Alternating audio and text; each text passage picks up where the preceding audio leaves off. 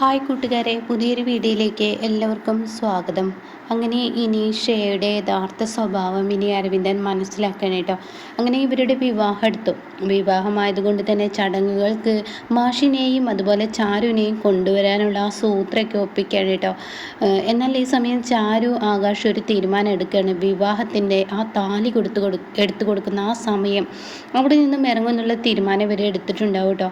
അപ്പോൾ അതിന് മുന്നെങ്കിലും എങ്ങനെയെങ്കിലും അരവിന്ദനെ ഇതിൽ നിന്ന് രക്ഷിക്കണം. അപ്പോൾ ഈ ശ്രേയ ആകാശിനോട് പറയുന്നുണ്ട്, എനിക്ക് ഏറ്റവും കൂടുതൽ പ്രതികാരം നിൻ്റെ ഏട്ടനോടാണ്. നിൻ്റെ ഏട്ടനെ തകർക്കുക എന്നുള്ളതാണ് എൻ്റെ ലക്ഷ്യം. അത് ഞാൻ തകർക്കൂടാ. നീ ആദ്യം കരയാൻ പോകുന്നത് നിൻ്റെ ഏട്ടനെ ഇല്ലാതാക്കിയിട്ടായിരിക്കും. പിന്നീട് നിൻ്റെ അമ്മ എല്ലാത്തിനും ഉത്തരം പറയേണ്ട ഒരു അവസ്ഥയെത്തും. എന്നതിന് ശേഷമാണ് നിൻ്റെയും ചാരുവിൻ്റെയും ജീവിതം ഞാൻ തകർക്കുന്നത്. അത് കണ്ട് നീ ഇഞ്ചിഞ്ചായി മരിക്കണം. പിന്നെ നിൻ്റെ അച്ഛൻ എന്നൊക്കെ പറയണം കേട്ടോ. അപ്പോൾ ഈ സമയം ആകാശ് പറയാണ്, നീ വെറുതെ എൻ്റെ ഏട്ടനെ ഇതിലോട്ട് വലിച്ചഴക്കണ്ട. ആ പാവം നിന്നെ ആത്മാർത്ഥമായി സ്നേഹിക്കുന്നുണ്ട്. കാരണം നീ അത്രത്തോളം അവനോട് അടുത്ത് പെരുമാറുന്നത് കൊണ്ട് തന്നെ, അവനൊരു പെണ്ണ് കെട്ടാതെ ഇരിക്കുന്നത് കൊണ്ട് തന്നെ അവർ നല്ലൊരു നീ നല്ലൊരു ഗവൺമെൻറ് ജോലിക്കാരി, അതുമാത്രമല്ല നീ അത്യാവശ്യം കാണാൻ കുഴപ്പമില്ലാത്ത അവളൊക്കെ, അങ്ങനെയൊക്കെയാണ് അവർ കരുതിയിരിക്കുന്നത്. പക്ഷെ അവർക്ക് നിനക്കുള്ളിൽ ഒരു ചതിയുണ്ടെന്ന് അവനറിയില്ല. നീ അവനെ അങ്ങ് വിട്ടേക്ക്. എന്നോട് നിനക്ക് എന്തും പറയാൻ, ഞാൻ പറഞ്ഞല്ലോ എൻ്റെ വിവാഹം അത് തന്നെയാണ് എനിക്ക് നിന്നോട് പറയാനുള്ളതെന്ന് പറയുന്ന ശ്രേയ. ഇതിനൊക്കെ കാരണക്കാരൻ നിൻ്റെ ഏട്ടനാണ്. അന്ന് ചാരുവിൻ്റെ കഴുത്തിൽ താലി കെട്ടായിരുന്നെങ്കിൽ ഇന്നിപ്പോൾ പ്രശ്നമൊന്നും ഉണ്ടായിരുന്നില്ല. എന്തായാലും ഞാൻ പ്രതികാരം ചെയ്യുമെന്ന് പറയാം. അപ്പോൾ ഇതെങ്ങനെ നോക്കിയാലും അരവിന്ദനോട് പറഞ്ഞു കൊടുത്താൽ അരവിന്ദന് മനസ്സിലാവുന്നില്ല. തനിക്ക് പറ്റാവുന്ന വിധത്തിലൊക്കെ അരവിന്ദനോട് പറഞ്ഞു കൊടുക്കുകയാണ് കേട്ടോ. ആകാശ് ഒരിക്കലും നിന്നെ പ്രണയിക്കുന്നില്ല. അവളൊരു ഭർത്താവായി നിന്നെ ഒരിക്കലും കാണില്ല. നീ അവളുടെ കഴുത്തിൽ കെട്ടിക്കൊടുക്കുന്ന താലി അത് നിൻ്റെ കാല് കെട്ടിയതുപോലെയാണ്. അത് നീ മനസ്സിലാക്കിക്കോ. അപ്പോഴേക്ക് അരവിന്ദനെ ദേഷ്യം പിടിക്കുകയാണ് കേട്ടോ. അവർ തമ്മിൽ കയ്യാങ്കളി തുടങ്ങുകയാണ്. അങ്ങനെ എന്ത് പറഞ്ഞു കൊടുത്തിട്ടും തലയിൽ കയറുന്നില്ല. ലാസ്റ്റ് ചാരു പറയാണ്, ആകാശേട്ടാ ഇനിയിപ്പോൾ നമ്മുടെ കുടുംബത്തിന് വരാനുള്ളത് വരും. നമുക്ക് വേറെ ഏതെങ്കിലും വഴിയിലൂടെ ഈ വിവാഹം മുടക്കാൻ പറ്റുമെന്ന് നമുക്ക് നോക്കാം. അതായിരിക്കും നല്ലത്. എന്തായാലും ഞാനൊരു ഉറപ്പ് പറയാം. കതിർമണ്ഡപത്തിലോട്ട് കയറിയ ചാരു ഒരു സത്യം പറയുന്നത്, കതിർമണ്ഡപത്തിലേക്ക് കയറുമ്പോൾ ഷേയുടെ കഴുത്തിൽ അരവിന്ദേട്ടൻ താലി കെട്ടില്ല. അതിനുള്ള വഴികളൊക്കെ എനിക്കറിയാമെന്ന് ചാരു പറയുന്നുണ്ട് കേട്ടോ.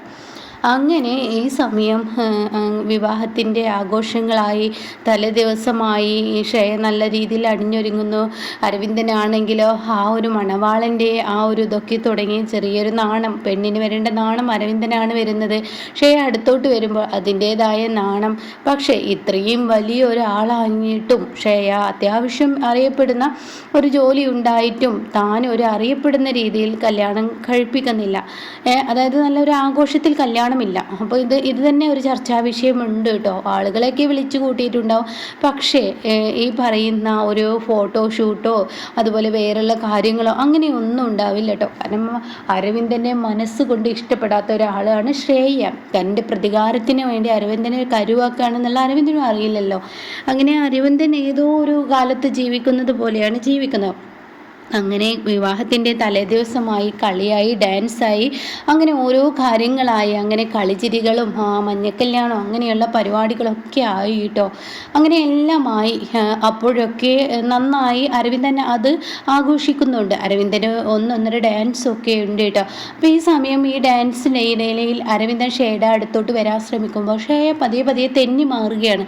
അത് നന്നായി ആകാശ് ശ്രദ്ധിക്കുന്നുണ്ട് കേട്ടോ. അങ്ങനെ ആകാശ് ചാരുവിനോട് പറയണം, ചാരുവിന് ഈ ഒരു കാര്യം ശ്രദ്ധിച്ചോ? അപ്പോൾ സൗമ്യം ഉണ്ടാവും കേട്ടോ. കണ്ടില്ലേ ആകാശ് അരവിന്ദൻ വരുമ്പോഴേക്കും അവൾ ഒഴിഞ്ഞു മാറുന്ന ഷേയ അവളെൻ്റെ ഏട്ടനെ പ്രതികാരം ചെയ്യാനാണ്, എന്നെയും നിന്നെയും തകർക്കാൻ, എൻ്റെ ഏട്ടൻ നിൻ്റെ കഴുത്തിൽ താലി കെട്ടാത്ത ആ പ്രതികാരമൊക്കെയാണ് അവൾ ചെയ്യുന്നതെന്ന് പറയാൻ കേട്ടോ. അപ്പോൾ ഈ സമയം എന്ത് ചെയ്യാനാണ്? എത്ര പറഞ്ഞാലും ഏട്ടനെ മനസ്സിലാവുന്നില്ല വെച്ചെങ്കിൽ നമ്മൾ എന്താ ചെയ്യാമെന്ന് ചാരു പറയുന്നുണ്ട്. അത് പറ്റില്ല, എൻ്റെ ഏട്ടനെ കുരുതിക്ക് കൊടുക്കാൻ എനിക്ക് പറ്റില്ല. എന്തായാലും എനിക്ക് എന്താ ആപത്ത് വന്നാലും അവൻ കാരണം ഒരുപാട് ബുദ്ധിമുട്ടുകൾ എനിക്ക് വന്നിട്ടുണ്ട്. പക്ഷേ എങ്കിലും കൂടി അവന് എന്തെങ്കിലും സംഭവിച്ചു കഴിഞ്ഞാൽ അതെനിക്ക് താങ്ങില്ല.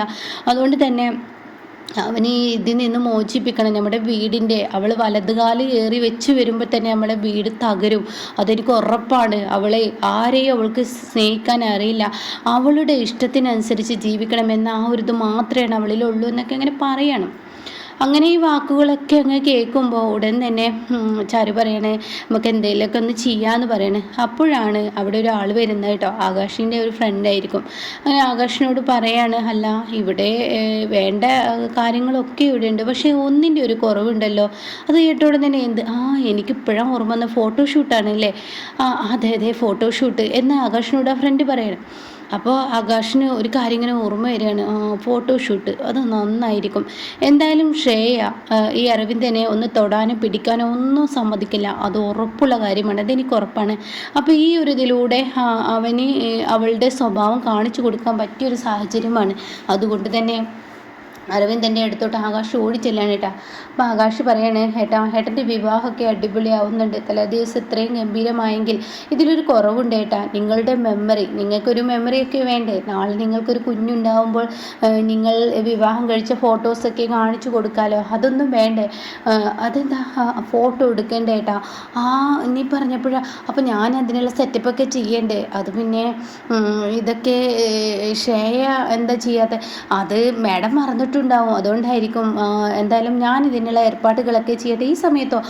അതൊക്കെ അവർ അപ്പോഴേക്കപ്പം തന്നെ വിളിച്ചാൽ വരും, ഞാൻ അതിനുള്ള ഏർപ്പാടൊക്കെ ആയിക്കോട്ടെ എന്ന് അരവിന്ദൻ പറയണ്ട. അപ്പോഴേക്കും ഹേമ എന്തെന്ന് ചോദിക്കുകയാണ്. അപ്പോൾ ഹേമയോട് പറയണം, അമ്മേ വിവാഹമൊക്കെ ആയല്ലോ, അപ്പോൾ ഇവരുടെ ഫോട്ടോഷൂട്ടൊന്നൊക്കെ നടത്താൻ നമ്മളെന്താ മറന്നുപോയി, ഒരു ഫോട്ടോഗ്രാഫറെ ഏൽപ്പിക്കാൻ നമ്മൾ മറന്നു, ഞാനും അത് വിട്ടുപോയി. അപ്പോൾ ഹേമ പറയും, ശരിയാണല്ലോ ഞാനത് വിട്ടല്ലോ എന്ന് പറയണം. അങ്ങനെ ഹേമ ആയിക്കോട്ടെ എന്ന് ഹേമയും സമ്മതം മൂളാണ്. അങ്ങനെ അനുവിനോട് പിന്നീട് അരവിന്ദൻ ആകാശ് എന്നിട്ട് പറയാണ്, അനുവിന് ഷേയെ വിവരം അറിയിക്കുക, ആളെത്തിയിട്ടുണ്ട്, ഫോട്ടോ എടുക്കാൻ അവളോട് വരാൻ വേണ്ടി പറയുക പറയാം കേട്ടോ. സംഭവങ്ങളൊക്കെ ഞാൻ നിനക്ക് പറഞ്ഞു തന്നിട്ടുണ്ടല്ലോ. അവളുടെ യഥാർത്ഥ മുഖം നമുക്ക് അരവിന്ദൻ്റെ മുന്നിൽ കാണിച്ചു കൊടുക്കണം, അപ്പോൾ അത് കാണിക്കുവാനും കൂടിയാണ് ഇത് എന്നൊക്കെ അങ്ങനെ പറയുമ്പോൾ ശരി ആയിക്കോട്ടെ എന്ന് പറയാം കേട്ടോ. അങ്ങനെ ഈ സമയം ഇത് കാണിച്ചു കൊടുക്കാനും കൂടി വേണ്ടിയിട്ട് ഈ പറയുന്ന ഷേയുടെ അടുത്തോട്ട് അനു ചെല്ലാണ്. അപ്പം അനു ചെല്ലുമ്പോൾ ഷേയ എന്താ അത് ഏട്ടൻ വിളിക്കുന്നുണ്ട്. ഏതേട്ടൻ? എനിക്ക് രണ്ടേട്ടന്മാരുണ്ടല്ലോ, ചെറിയ ഏട്ടനാണോ വലിയ ഏട്ടനാണോ? ഏട്ടത്തിയുടെ കല്യാണം, നിങ്ങളുടെ കഴുത്തിൽ താലി കെട്ടാൻ പോകുന്ന ആ ഏട്ടനാണ് വിളിക്കുന്നത്, എൻ്റെ വലിയ ഏട്ടനാണെന്ന് പറയാം കേട്ടോ. ആ സമയം എന്തിനാ അവിടെ ഫോട്ടോ എടുക്കാൻ ആളുകൾ വന്നിട്ടുണ്ടെന്ന് പറയണം. അത് കേൾക്കുന്ന ഷേക്ക് ഈശ്വര എന്നുള്ള ഭാവമായിട്ടോ. എന്താ നിങ്ങൾ വരുന്നില്ലേ? അപ്പോഴേക്കും അവിടെ അനു അത് പറഞ്ഞിട്ട് പോവാണ്. അങ്ങനെ ശ്രേയ പുറത്തിറങ്ങുമ്പോൾ സൗമ്യയോട് ചാരു പറയാണ്, അവൾ വരില്ല, ശ്രേയ വരില്ല, അരവിന്ദനുമായുള്ള വിവാഹം അവൾക്ക് പ്രതികാരമാണ് എന്നൊക്കെ ഇങ്ങനെ പറയുന്നത് ഇത് കേൾക്കുകയാണ്. അതായത് ശ്രേയ കേൾക്കുകയാണ്. അപ്പോൾ ശ്രേയക്ക് ഇത് കേൾക്കുമ്പോൾ ഇവരിപ്പോൾ എനിക്കിട്ട് പണിയാൻ നോക്കുകയാണെന്ന് മനസ്സിലായതുകൊണ്ട് തന്നെ ഞാനിപ്പോൾ ഫോട്ടോ ഒക്കെ ഇറങ്ങുക എന്നുള്ളത് ഇതാക്കുകയാണ്. അങ്ങനെ അനു ചെന്നിട്ട് പറയാണ്, അരവിന്ദനോട് ചെന്നിട്ട് പറയാണ്, വരുമെന്ന് തോന്നുന്നില്ല, അവർ വരുമെന്നും തോന്നുന്നില്ല എന്നൊക്കെ പറയുമ്പോൾ ഏമ ചോദിക്കുക എന്തുകൊണ്ട് വരില്ല എന്ന് പറയുമ്പോഴാണ് കേട്ടോ അങ്ങോട്ടേക്ക് ശ്രേയ കടന്നു വരുന്നത്. അപ്പോൾ ശ്രേയെ കാണുമ്പോൾ അനുവിനോട് ചൂടാവുകയാണ്, നീ അല്ലടി വരില്ല എന്ന് പറയാം. അല്ലെ ഇവർ എന്നോട് അങ്ങനെ താല്പര്യമില്ലാത്ത രീതിയിലാണ് സംസാരിച്ചത്, അതുകൊണ്ടാണ് ഞാൻ പറഞ്ഞതെന്ന് പറയാം കേട്ടോ. ആ സമയം ആകാശ് അങ്ങോട്ടേക്ക് വന്നിട്ട് പറയണേ, എന്താനു ഓരോരുത്തരെ പറ്റി ഇങ്ങനെയൊന്നും പറയാൻ പാടില്ല, ആർക്കാണ് ആരുടെ വിവാഹത്തിന് ഫോട്ടോ എടുക്കാൻ ഇഷ്ടമില്ലാത്തത്? എല്ലാവർക്കും ഇഷ്ടമുണ്ടാവും, അതൊക്കെ ഒരു ഓർമ്മകളല്ലേ, ഇനി ഒരു താലികെട്ടുണ്ടാവില്ലല്ലോ, അതുകൊണ്ട് എല്ലാം ഓർമ്മകളായി നിൽക്കുമ്പോൾ എല്ലാവരും ഫോട്ടോ എടുക്കാൻ താല്പര്യപ്പെടും, അതുകൊണ്ട് ഫോട്ടോ നടക്കട്ടെ എന്ന് പറയണം. അങ്ങനെ അരവിന്ദനാണെങ്കിലോ ഷേയങ്ങ് വന്നു നോക്കുമ്പോൾ അരവിന്ദന് നാണത്തോട് നാണം, അരവിന്ദന് തലപൊക്കാൻ കഴിയുന്നില്ല. അങ്ങനെ ഒരുമിച്ച് നിൽക്കാൻ പറയുമ്പോൾ അരവിന്ദൻ എത്രയോ അകന്ന് നിൽക്കുകയാണ്. ഷേയാണെങ്കിലോ കടന്നൽ കുത്തിയതുപോലെ മുഖം പിടിച്ചിരിക്കുകയാണ്.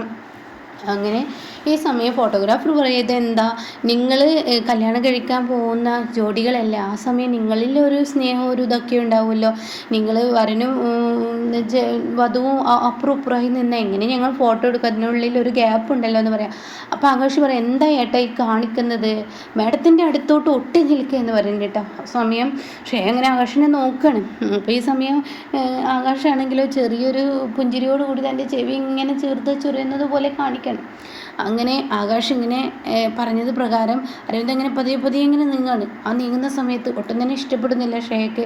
അപ്പോൾ ഷേ ഇങ്ങനെ തെന്നി മാറുമ്പോൾ ഫോട്ടോഗ്രാഫർ പറയുക, നിങ്ങളെന്തേ കാണിക്കുന്ന, അടുപ്പിച്ച് നിൽക്ക് ഏട്ടാ, ഇങ്ങനെയാണ് നിൽക്കേണ്ടതെന്ന് പറഞ്ഞിട്ട് അരവിന്ദിനെ ഷേയുടെ ദേഹത്തോട്ടാണ് ടച്ച് ചെയ്യണം.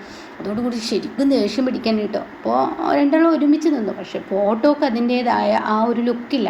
ഫോട്ടോയിൽ രണ്ടാളും അങ്ങോട്ടും ഇങ്ങോട്ടും, അരവിന്ദന് ചെറിയൊരു നാണമൊക്കെയാണ്, എന്നാൽ ഷേയുടെ മുഖത്ത് കടന്നൽ കുത്തിയതുപോലെ മുഖം അങ്ങ് ഈർത്ത് കെട്ടിരിക്കുക. അപ്പോൾ ഈ സമയം ഫോട്ടോഗ്രാഫർ പറയണേ, ഒരു സ്നേഹം, അതായത് ഒരു റൊമാൻറ്റിക് ഒന്നും ഇവരുടെ മുഖത്ത് കാണാനില്ലല്ലോ എന്ന് പറയണേ. അപ്പോൾ ആ സമയം ഉടൻ തന്നെ ആകാശ് അതിൽ കയറി ഇടപെടുകയാണ്. ആകാശ് പറയും, എന്താ ഏട്ടാ, ഒരു ഫോട്ടോ എടുക്കുമ്പോൾ അതിൻ്റേതായ ഒരു ഒരു മുഖഭാവമൊക്കെ നിങ്ങളുടെ മുഖത്തുനിന്ന് വരണ്ടേ, അതെന്താ ഇല്ലാത്തത്? ചുരുക്കം പറയാം, ഞാൻ കാണിച്ചു തരാം എന്നൊക്കെ പറഞ്ഞാൽ ഇങ്ങനെ നിൽക്കുക എന്നൊക്കെ പറയണം.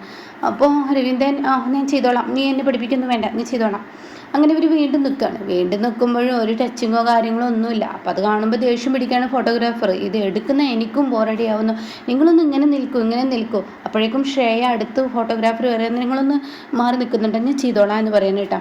അങ്ങനെ ഈ സമയം നിങ്ങൾക്ക് ആർക്കെങ്കിലും ഇതൊന്ന് ചെയ്ത് കാണിച്ചു കൊടുക്കാൻ പറ്റുമോ? അപ്പോൾ ആകാശ് പറയാം, ഞാൻ കാണിച്ചു കൊടുക്കാം, ചാരു നീ വാടി, ഇത് കിട്ടിയ അവസരമാണ്, അവളുടെ സ്വഭാവത്തിൽ ഇപ്പോൾ മാറ്റം വരുന്നുണ്ട്, അപ്പോൾ എന്തായാലും അരവിന്ദന് മനസ്സിലാവും എന്ന് പറഞ്ഞിട്ട്, അങ്ങനെ ഏട്ടന് മനസ്സിലാവുമെന്ന് പറഞ്ഞിട്ട് ഇവർ തമ്മിൽ ഇങ്ങനെ കിസ് ചെയ്യുന്നൊരു രംഗം, അതുപോലെ ഇങ്ങനെ കയ്യിലോട്ട് വീഴുന്നൊരു രംഗം, പിന്നീട് ഇങ്ങനെ നെഞ്ചോട് ചേർക്കുന്ന ഒരു രംഗം, അങ്ങനെയൊക്കെയുള്ള രംഗങ്ങളൊക്കെ കാണിച്ചു കൊടുക്കാൻ.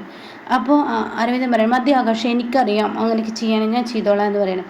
എന്നാൽ ഏട്ടൻ ചെയ്തോ, ഇതാ ഒരു പൂവും കൂടി വെച്ചോ എന്ന് പറഞ്ഞിട്ട് ഒരു ഫോട്ടോഗ്രാഫർ ഒരു പൂ കൊടുക്കുന്നുണ്ട്.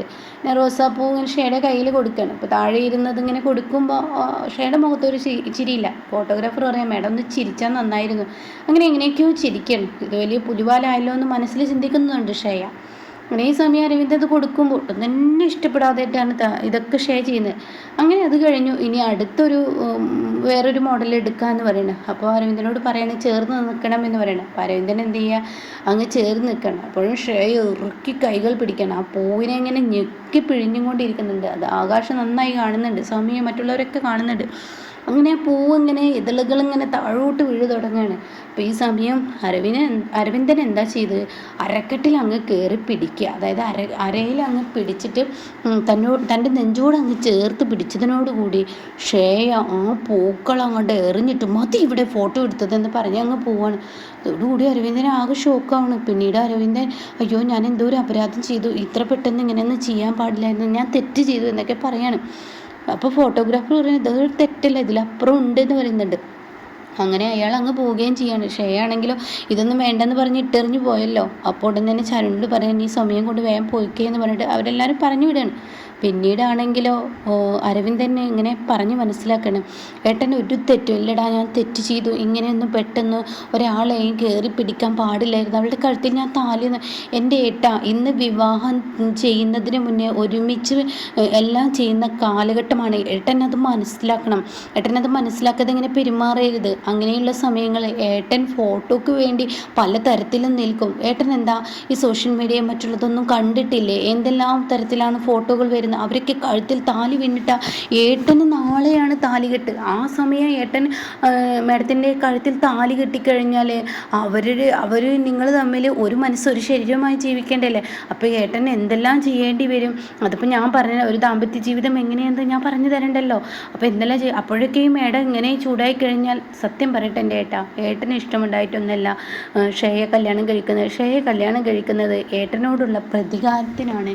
ആണടാ, എനിക്കിപ്പോൾ അത് തോന്നി, നീ പലവട്ടങ്ങളും എന്നോട് നീ പറഞ്ഞു, ഞാൻ അതിന് മാത്രം ഒരു തെറ്റൊന്നും ഞാൻ ചെയ്തിട്ടില്ല, ചെറുതായി അവളുടെ അരയിലൊന്ന് തൊട്ടിട്ടേ ഉള്ളൂ, അപ്പോഴേക്കും അവളുടെ സ്വഭാവം അങ്ങ് മാറിയടാ, എന്തൊരു പാപിയാണ് ഞാനാണെങ്കിലോ ഇന്നേ വരെ എനിക്കൊരു നല്ലൊരു പെണ്ണിനെയും എല്ലാവരുടെ ഇടയിലും അപമാനിതനായി ജീവിക്കുമ്പോൾ എനിക്കൊരു നല്ലൊരു ജീവിതം കിട്ടിയെന്ന് കണ്ടപ്പോൾ ഞാൻ വല്ലാതെ അങ്ങ് സന്തോഷിച്ചു പോയി.